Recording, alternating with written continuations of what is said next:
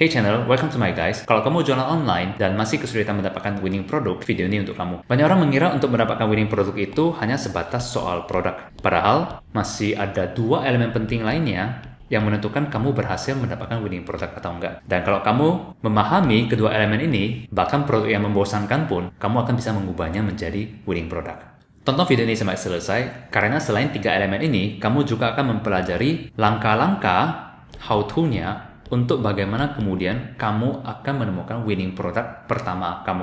Dan serunya sekarang adalah kita sudah punya ChatGPT yang bisa membantu kerjaan kita berkali-kali lipat jauh lebih cepat. Dan saya akan tunjukkan contohnya di pertengahan video nantinya.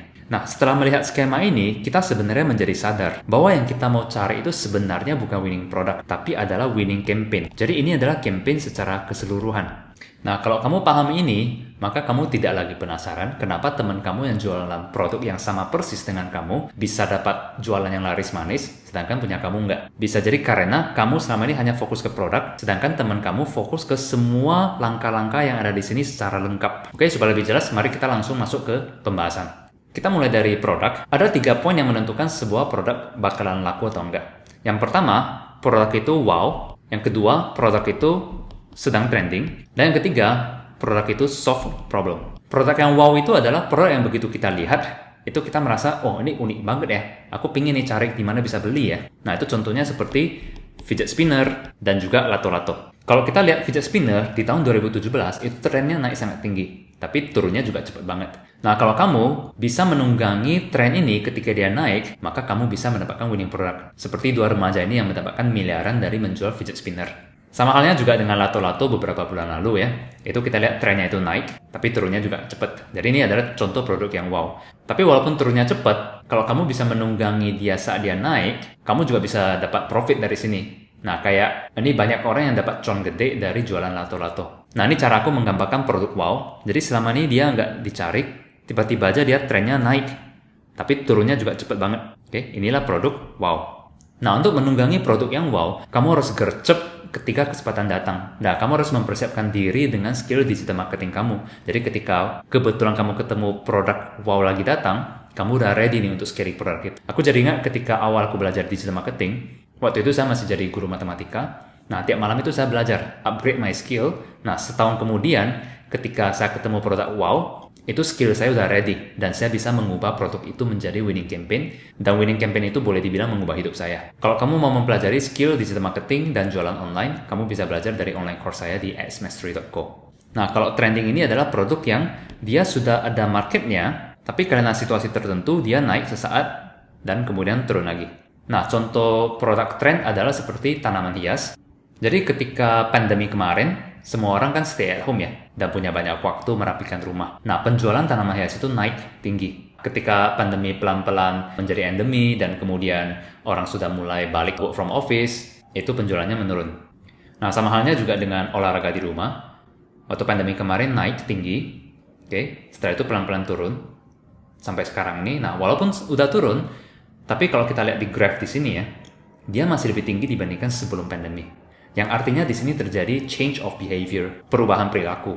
Nah, kalau kamu kebetulan ada di bidang ini, misalnya kamu adalah seorang personal trainer. Kita tahu personal trainer kan selama ini mengajarnya itu face to face ya, harus ketemu klien langsung. Dan artinya klien itu cuma bisa kamu dapat di kota kamu aja. Tapi dengan adanya behavior seperti ini, maka kamu jadi punya online client. Nah, jadi ketika grafik seperti ini naik, kamu manfaatkan kesempatan ini secara intens mengedukasi orang bahwa sebenarnya bisa loh mengambil personal training dari online. Ketika behavior-nya udah kebentuk, maka klien kamu itu sekarang nggak lagi terbatas di lokasi kamu. Tapi kamu bisa mendapatkan klien dari seluruh Indonesia secara online. Nah, jadi inilah produk yang trend. Berikutnya, produk yang soft itu adalah produk yang selama ini memang sudah dipakai sehari-hari. Karena produk ini solve masalah sehari-hari manusia.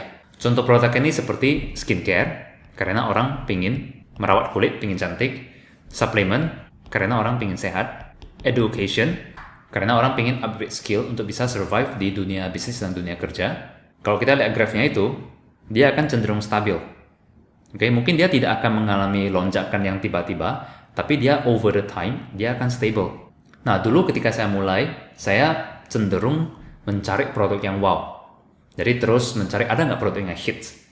Nah, tapi sekarang nih, saya tendensinya itu mencari produk yang soft. Kenapa? Karena produk seperti ini itu lebih long term, lebih sustainable. Jadi kita mainnya itu jangka panjang. Kalau kamu tipe yang mana? Apakah wow, trend, atau soft? Coba ketik di komen ya, sharing pengalaman kamu selama ini kamu cari produk seperti apa.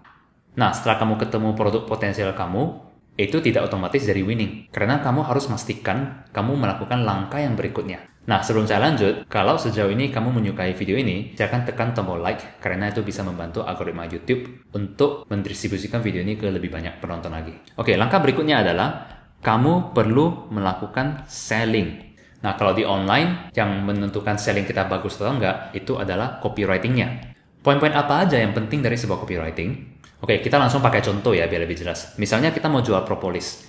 Nah, copywriting-nya seperti apa? Nah, ada 3 hal penting yang harus kita masukkan ke dalam copywriting. Yang pertama itu pain, yaitu problem apa yang dihadapi oleh customer. Yang kedua gain, bagaimana produk kamu bisa solve problem itu. Dan yang ketiga adalah action, mengapa mereka harus segera membeli produk kamu. Nah, untuk membuat copywriting, saya mau menggunakan ChatGPT. Yuk kita lihat. Nah, kalau kita ketikkan, tuliskan copywriting iklan untuk mempromosikan propolis. Di copywritingnya perlu berisi pain, gain, dan call to action. Nah, maka inilah jawaban yang diberikan oleh ChatGPT. Dia memberikan saya pain-nya, memberikan saya gain-nya, dan juga action-nya. Nah, setelah kamu sudah punya produk dan copywriting-nya, langkah berikutnya adalah kamu perlu memahami audience kamu.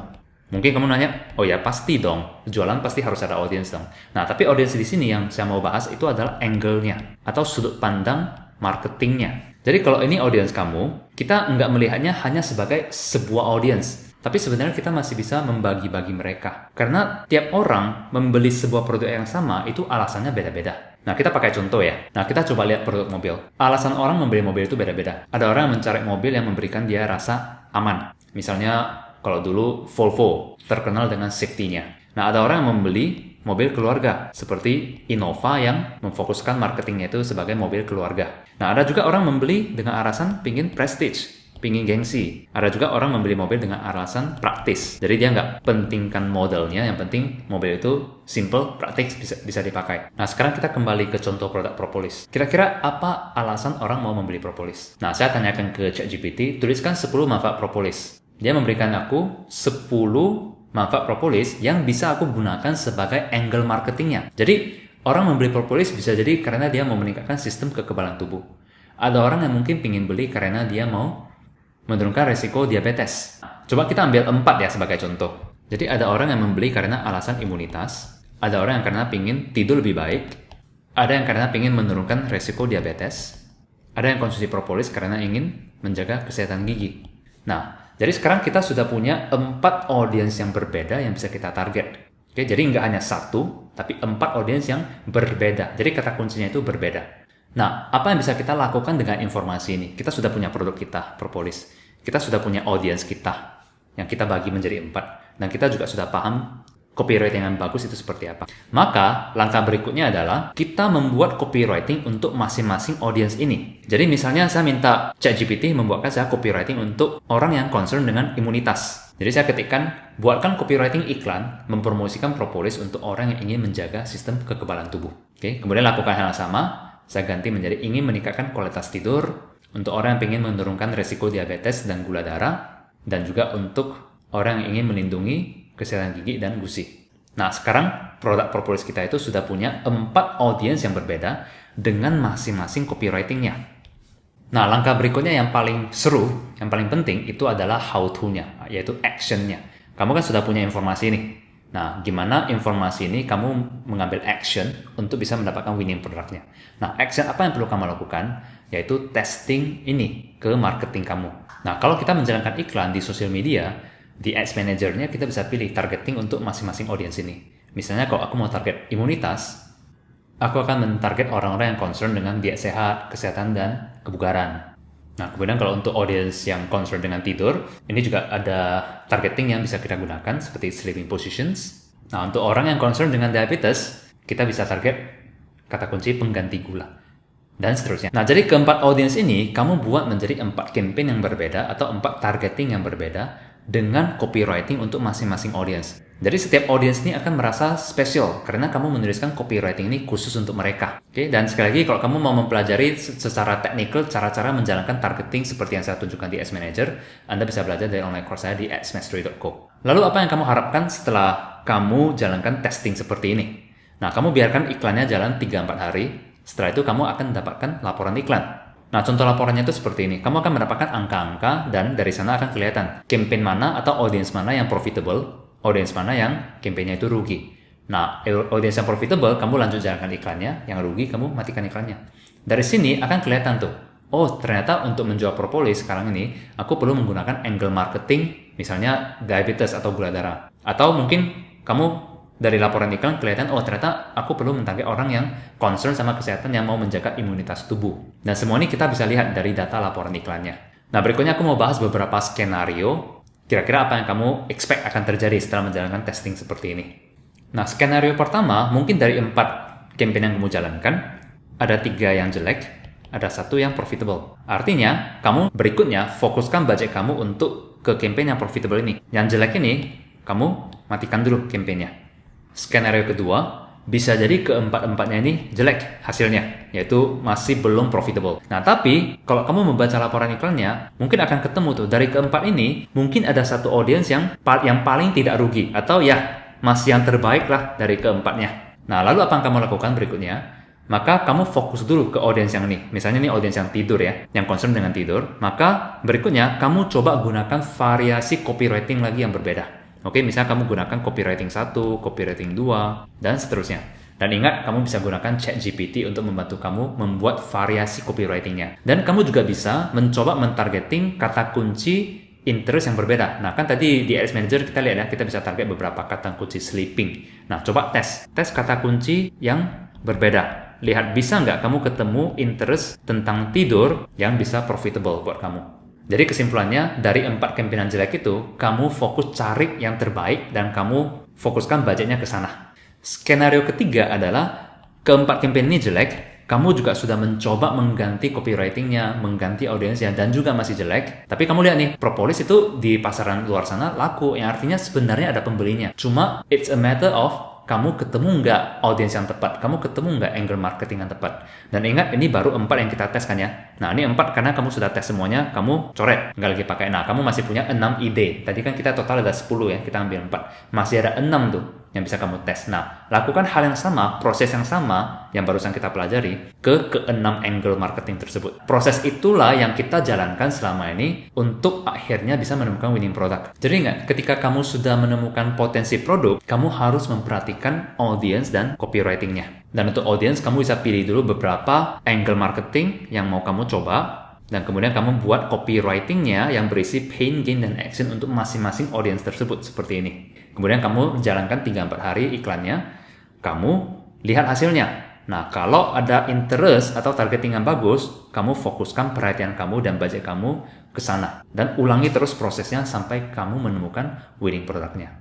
Dan ini bisa kamu terapkan ke produk yang wow, ataupun trend, ataupun soft. Nah, sekali lagi, kalau kamu belum ketik di komen, coba tuliskan di komen, kamu tipe yang mana? Yang suka pilih produk wow, trend, atau soft? Oke, semoga video ini bermanfaat. Kalau kamu punya pertanyaan, silahkan tanyakan di komen. Saya akan jawab di video berikutnya. Dan berikutnya kamu bisa menonton video ini untuk melihat bagaimana cara membuat konten iklan yang menarik. See you!